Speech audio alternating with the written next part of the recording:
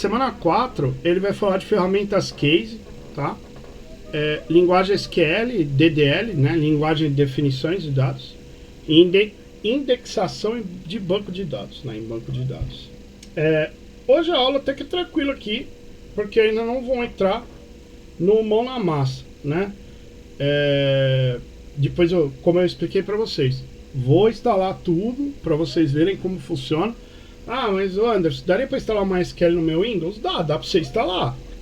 Mas aí, como a outra colega falou aqui no chat, né? Falou, poxa, mas o meu computador eu uso para trabalhar, né? No WhatsApp.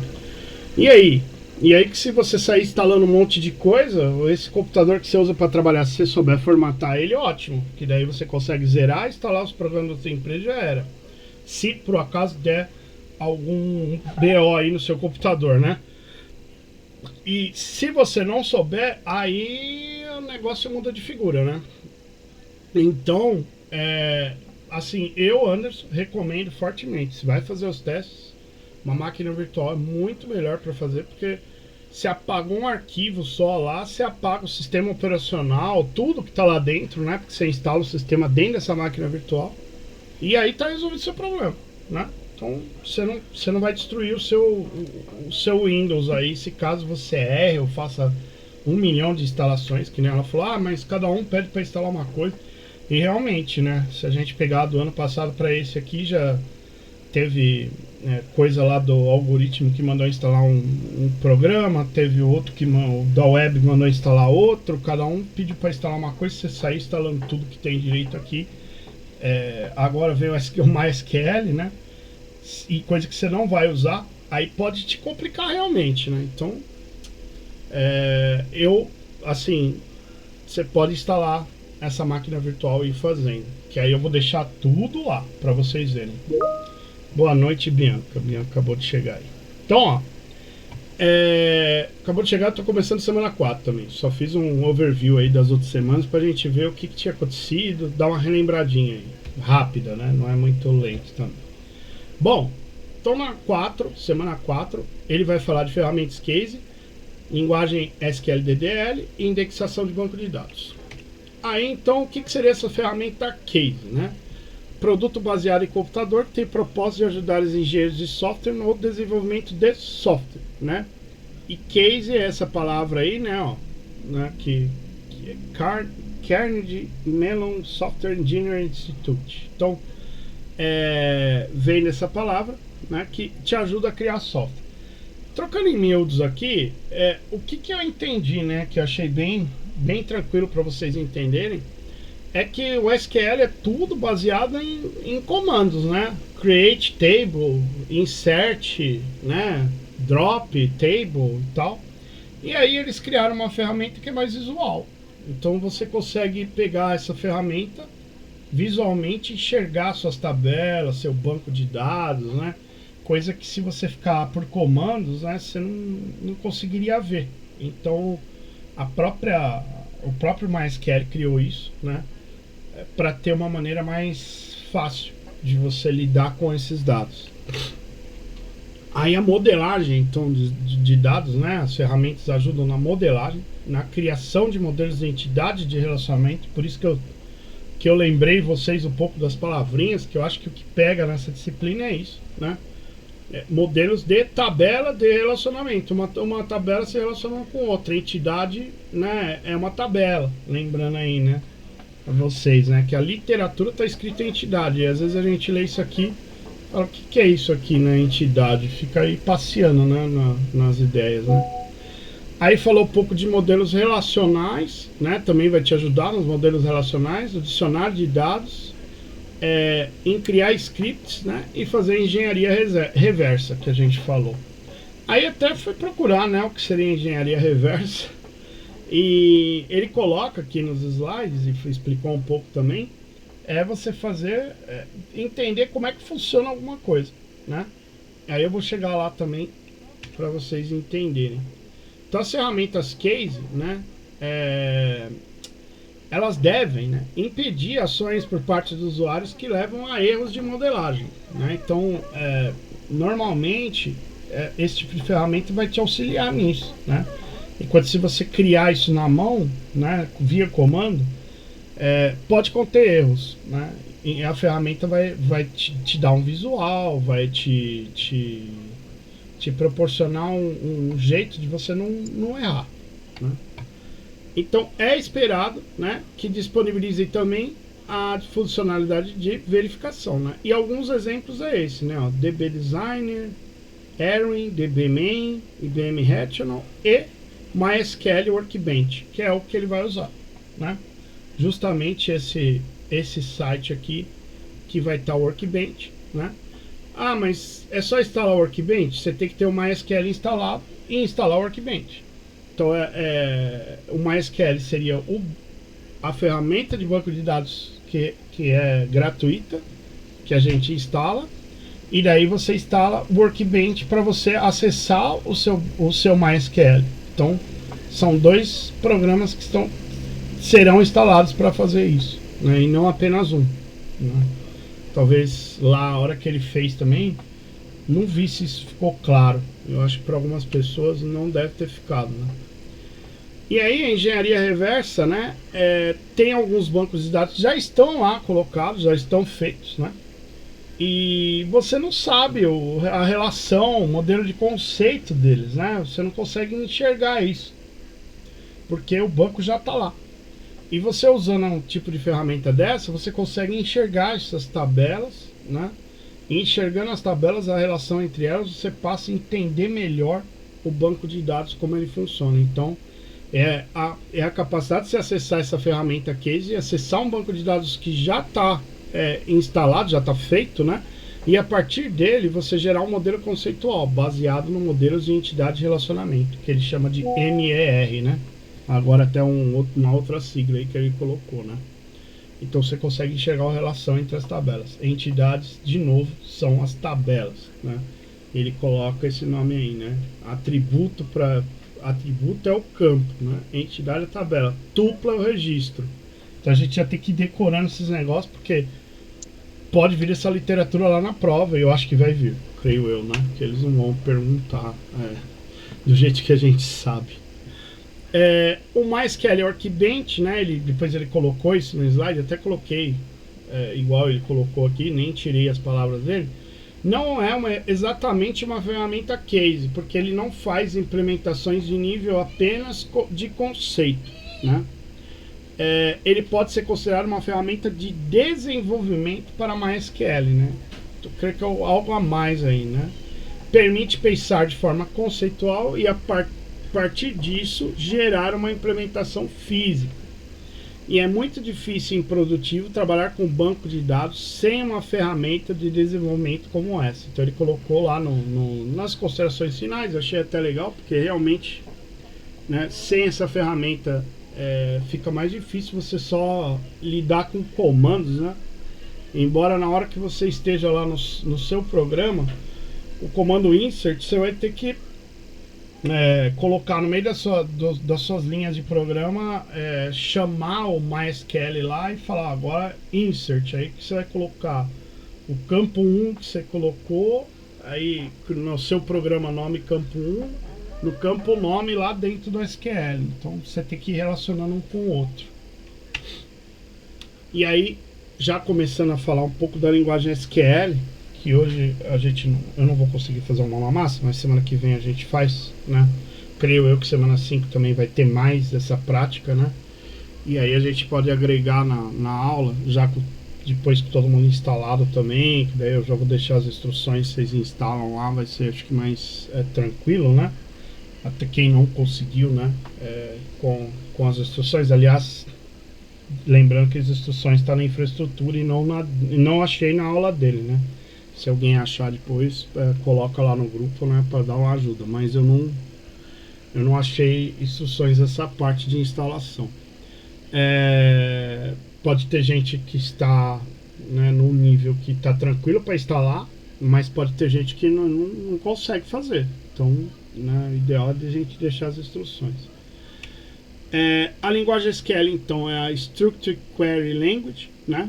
É uma linguagem de banco de dados com recursos para definição e manipulação de dados.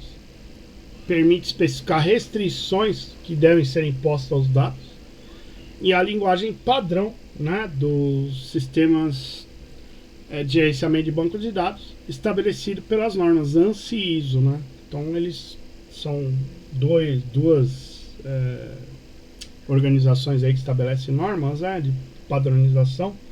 Então eles meio que padronizaram, né, essa linguagem dentro desses dois,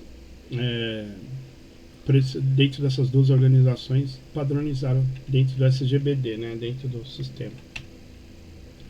Quais são os comandos mais simples que existem aí, né, para quem nunca viu, né? É o create, o alter e o drop, né? Isso para você inserir, né, e apagar coisas, né, tabelas.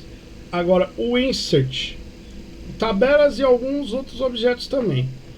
Agora o insert, o update e o delete, ó, eu até deixei a mãozinha aqui não sei se vai dar para ver o fiozinho aqui, é uma manipulação de dados. Então esse aqui é para criação, né, que nem ele colocou aqui, ó, para definição, né, criação e apagar, né, definição, essa é a palavra certa. E o insert, update e delete é para manipulação. Então é o que eu vou colocar dentro da tabela, o que eu vou alterar dentro da tabela, o que eu vou apagar dentro da tabela, né?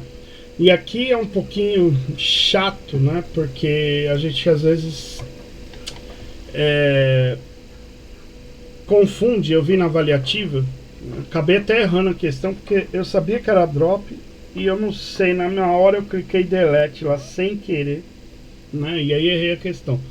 Então vai ter que tomar muito cuidado na prova disso também. É um outro chamado aí que eu tô fazendo com vocês, porque hora você vai usar esse delete, hora vai usar drop. Então o drop, né, drop table, você tá apagando a tabela toda, né? Então, e também tomar cuidado com esse drop na hora de estar fazendo, né? Então como que funciona na prática isso, né? Você vai colocar o create table, vou criar uma tabela funcionário, que é o nome, tá? Olha lá, a Sebastiana tá falando que errou também. Então eu já tinha eu tinha acertado ela, eu sabia que era drop e não sei porque cliquei no delete. É mania de chamar o delete, né, toda hora, aí já vi. Então create table funcionário, você vai criar uma tabela funcionário, né, que é o nome da tabela, vai ser esse, né? Entidade, lembrando que entidade e tabela é a mesma coisa. Abre parênteses, aí ele colocou aqui, ó, identificação do funcionário, valor inteiro, né, ó. Nome, varchar 50 caracteres que eu posso colocar no campo nome, not null, ou seja, não pode ser nulo. Não tem como você criar um registro com o nome de funcionário nulo, sem nada, né? Nome de funcionário fantasma, não existe. Sobrenome, também um varchar 50, também não nulo, você não pode deixar nulo. Aí ele deixou o endereço com 200 caracteres, tá? Data de nascimento no formato data, né? O salário no formato numérico, né? Esse float, né, que ele colocou aqui, 10,2, significa que eu posso pôr até 2 casas decimal, né, depois do vírgula 00, vamos dizer. Então você pode colocar o valor vírgula 50 centavos, né? Não tem como você colocar vírgula 501 centavos, né? Não tem como. Você colocaria assim. Então, por isso que ele colocou vírgula 2. O sexo ele colocou em formato char, né? Aqui ele colocou subindente, que é um outro campo, como inteiro. Departamento número também como inteiro, que não pode ser nulo. E aqui ele colocou primary key, ó, ident. Então, como chave primária, né, é o ident, só relembrando, pessoal, chave primária eu não posso também ter valores nulos, tá? Ele tem que ter, ele vai ser o valor sempre sequencial, né? Que você na hora que se você tirar aquele funcionário, ele não volta esse número, né? Ele vai para outro número, como se fosse uma matrícula que você tem na empresa, né? Mesmo que você saia da empresa, sua matrícula, muita empresa por aí às vezes nem deleta, né? Deixa desativado para saber o seu histórico lá dentro, né? Mas ao apagar, né? Você perde essa identificação e a identificação do próximo vai para outra pessoa e acabou, né? Outro número, né? Próximo comando que ele explica aqui, ó, é o alter table, né? Funcionário, né? Drop endereço cascade ou alter table funcionário, drop endereço restrict. Então, o cascade significa que vai em cascata, né? Então, se ele está pagando o endereço, né? Esse campo endereço, né? Dentro da tabela funcionário, ele está falando que não vai mais ter. Então, esse campo endereço que ele criou aqui, ó, ele vai tirar fora, vai apagar.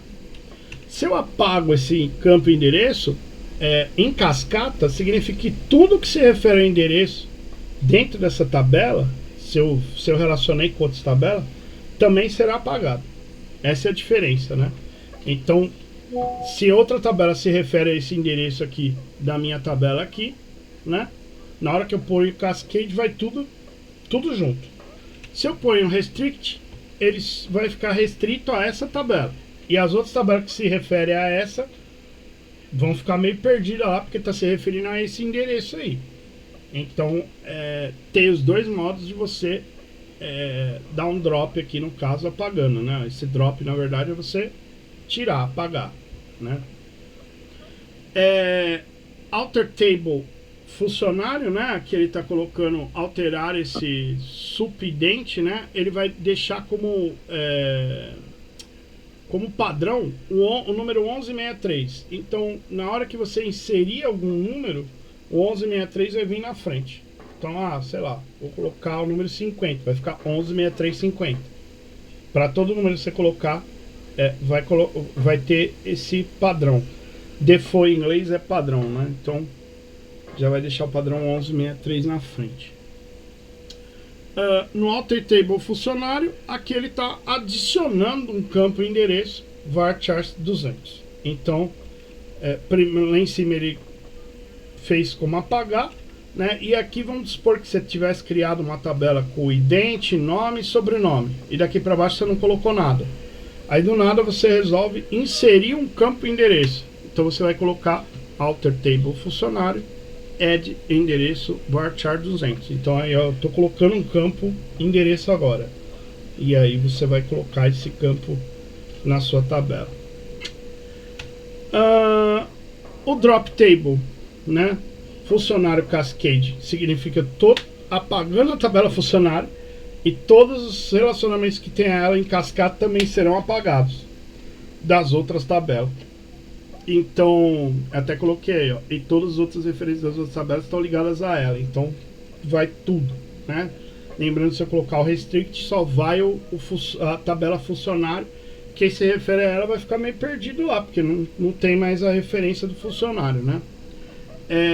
Aqui ele também colocou que o drop pode ser utilizado em outros objetos existentes no banco de dados também. Então, não é só no drop table, né? A gente viu aqui, né, ó, drop endereço, né? Então dá para ser utilizado. Aí ele colocou aqui também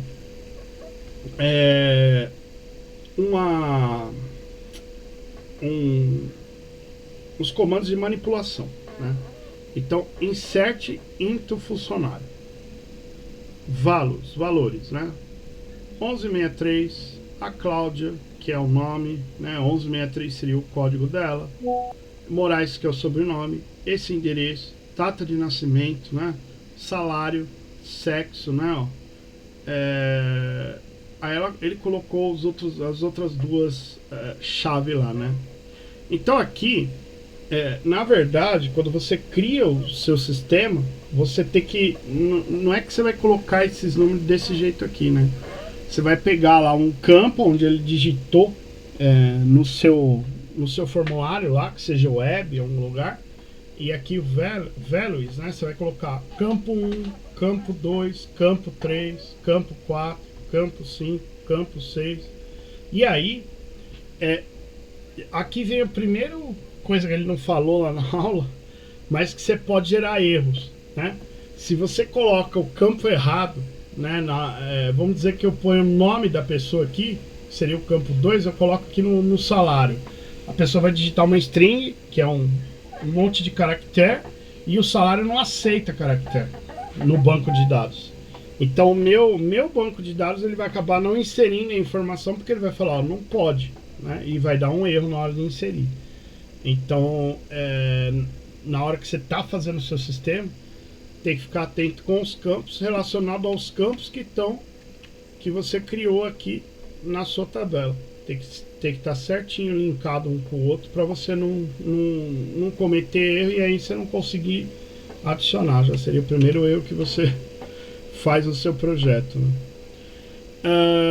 E se você coloca aqui pela metade, ó, igual ele colocou esse aqui, ó, ele vai colocar o nome, o número, né? Identificação, o nome, sobrenome, e ele colocou vírgula 1 lá. Então, ó, o vírgula 1 vai cair aqui no departamento número, que não pode ser nulo, né? Então, o restante que está aqui vai ficar nulo, né? Porque ele meio que pulou. Ele colocou a identificação, o nome, sobrenome e o número do departamento. O resto da minha tabela, ela vai ficar toda nula, né? Então, nesse caso, o endereço dele vai ficar sem nada.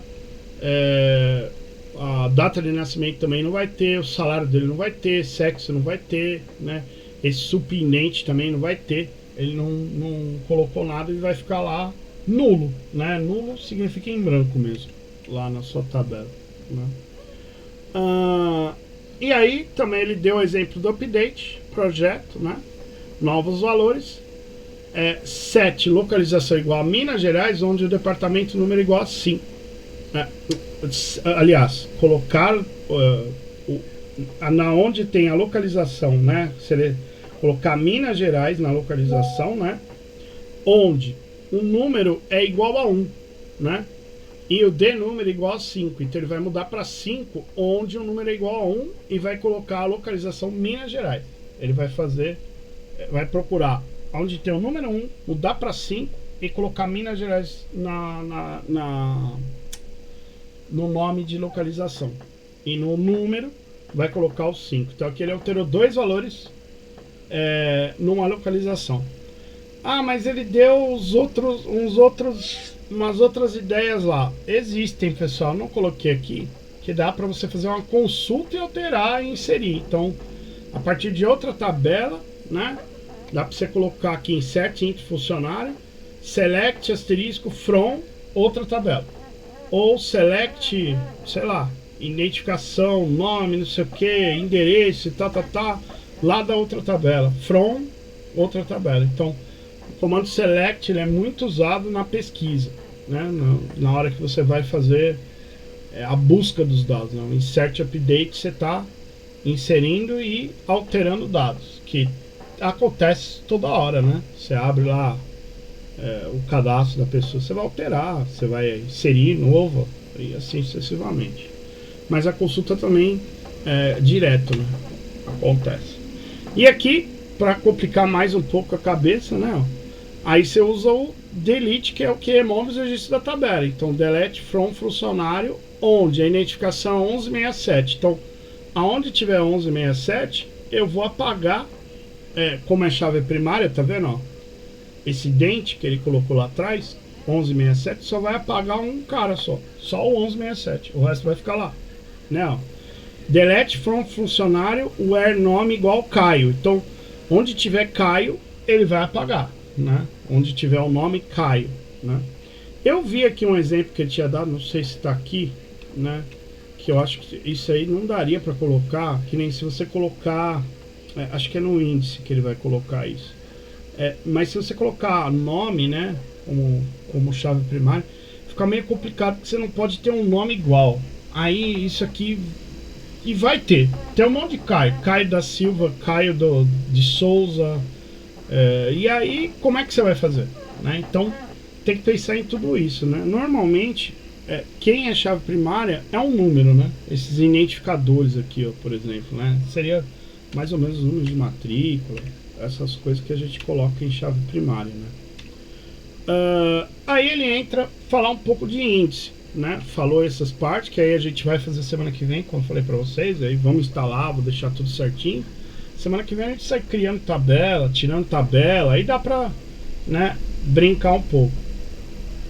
Eu conversei com um veterano aqui de Guarulhos. Ele fez um curso aí, logo que eu cheguei na Univesp, chamou em janeiro, foi no meio das férias, ele fez os encontros.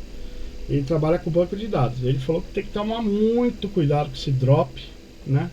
Com esse delete também. Que se você fizer algo errado aqui, você destrói seu final de semana, se bobear a sua vida, né? Porque você está apagando, se você não criou, né, uma cópia do banco de dados. Então a hora que eu estou fazendo esse drop, né, o insert ainda tudo bem, né? Se você está inserindo um registro, beleza. Você errou aqui o registro, tá bom, você apaga só ele e acabou. Agora imagine esse drop table funcionário where, sei lá o que. Então a hora que você coloca esse where onde, né?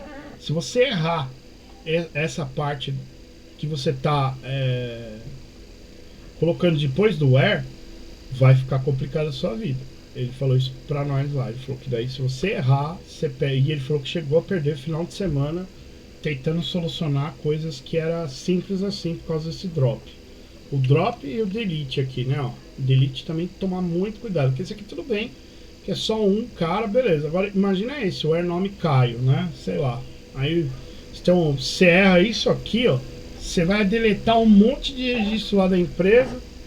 E aí, se você precisa desses registros depois? Então, o que ele disse é que sempre, antes de fazer modificações dentro do SQL, criar uma cópia inteira do seu banco de dados. Se você fizer qualquer besteira, você pega a sua cópia e restaura. Porque se você não tiver a cópia para restaurar, aí vai complicar muito a sua vida. Ele falou isso aí, que ele trabalhava com banco de dados, então eu me recordo muito bem dele falando isso, né? Essa parte do drop e do delete, tomar muito cuidado. E o update também, né? Você vai trocar, né? Vai mudar, né, o nome, o alter table também. Então, o alter table você está colocando um campo novo, né? Mas tomar cuidado ao alterar, né? Você criar. O insert e os outros você está adicionando ainda que vá lá, tudo bem, né? Mas se você faz uns rolos desses, fica complicado. Aí ele chega no índice.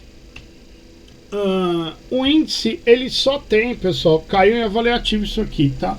Objetivo só de agilizar a operação de registros, tá? Então, o que seria o índice? Você vai criar um arquivo adicional no disco, onde você vai ter formas alternativas de acessar o registro sem afetar o posicionamento físico no arquivo de dados primário. Então ele cria dois arquivos, um arquivo separado do original, e esse arquivo é como se eu tivesse um índice de um livro, que ele até deu essa coloquei aqui até, ó, a ideia é semelhante ao índice de um livro. Então é como se eu pegasse lá o índice e falasse, bom, sei lá, onde que eu vou ter o capítulo 1 do meu livro? Ou sei lá, vou ter, onde que está a parte do endereço dos funcionários? Sei lá, a partir da página 50 estão os endereços. Então eu já sei que a partir da página 50 do meu livro é onde vai ter o endereço. Antes vai ter os nomes, né? Então é mais ou menos isso que funciona o índice. Agora ele é usado para você agilizar a recuperação. E aí agora eu vou falar outras coisas que também não dá para você, né, fazer índice em tudo, né? Então você usa estrutura de árvore para organizar o índice. Até lembrei das matérias anteriores aí que a gente estudou aquela árvore, né? Tinha um que era que até reordenava, né? Fazia todas essas coisas lá nas matérias anteriores. Não lembro o nome da matéria agora, que tinha as árvores lá de busca, né? Então, o que acontece? Você pega o campo do índice e leva o ponteiro para onde os registros estão localizados. Então, acabei de falar. O que é esse ponteiro? Justamente isso. Eu pegar... o endereço está a partir da página 50. Eu leio lá no índice. Então, eu vou direto na página 50. Eu não fico procurando os endereços na página 1, 2, 3, 4, 5, 6, 7, 8, 9, até chegar na 50. Eu já mando o programa direto para a página 50 e falo, procura a partir daqui. E aí é lógico que fica mais rápido de você localizar o registro. Temos três tipos, né? Os primários, campo-chave de ordenação, o agrupamento, a repetição de valor no campo de agrupamento, e os secundários, que é qualquer campo não ordenado ponteiro em bloco, que ele colocou aí. Quais considerações você deve fazer para colocar esses índices, né?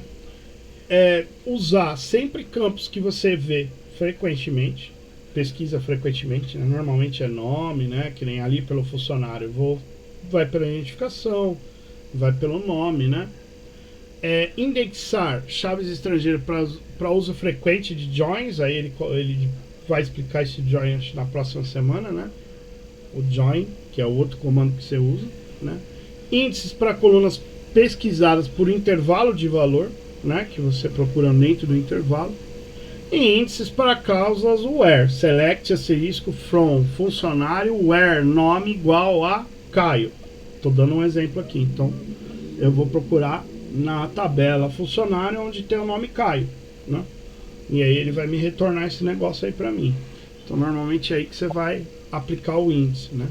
Onde você não deve criar, né? Onde você tiver uma porcentagem alta do total. Então, poxa, estou fazendo um banco de dados de 5 mil registros, sei lá, 50 mil registros. Aí eu crio um índice que tem um campo lá de, sei lá, vamos dizer aí que porcentagem alta do total, campo masculino e feminino, que é o binário. Vai voltar um monte de gente lá que é masculino ou um monte feminino, né? Então fica muito complicado você fazer. Aí, ao invés de você criar um índice que vai deixar rápida a sua consulta, você está acabando com a sua consulta, né? Você criou um arquivo de índice lá que vai ficar um outro arquivo enorme e que você vai deixar lerdo para localizar, né? Nunca criar índice para campo que não é filtro para consulta, né? Então, o que seria isso aí? Você tem que criar um que você está usando um filtro. Então, o filtro é o quê? O where nome igual a Caio. Acabei de falar, onde o nome é igual a Caio. Procure tudo da tabela funcionário, selecione todos os campos, esse asterisco é todos, né? Da tabela funcionário, onde o nome é igual a Caio. Então ele vai procurar nome, né? Aí você vai colocar um índice para onde não é filtro, onde você não está usando where, você vai ficar criando um índice para aquilo, você vai ficar deixando seu banco de dados lerdo na hora de você criar o índice, né? Então não adianta nada você fazer desse jeito. E como que você cria? Create unique. Unique passa a exigir que o campo tenha valores únicos. Índice idx func nome unique, ou funcionário nome, né? Aqui, galera, eu acho até aqui, depois eu vou até tentar entender isso, porque unique, né, seria um índice único, né, que aqui ele está criando um índice, na verdade, né? Vou tentar entender se exigir que o campo tenha valores únicos, que é muito difícil, né?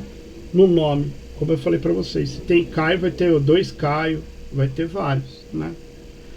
E a gente ainda tem outras variações que você pode colocar aqui, né? Que é full text, que é pesquisas textuais mais precisas para você fazer.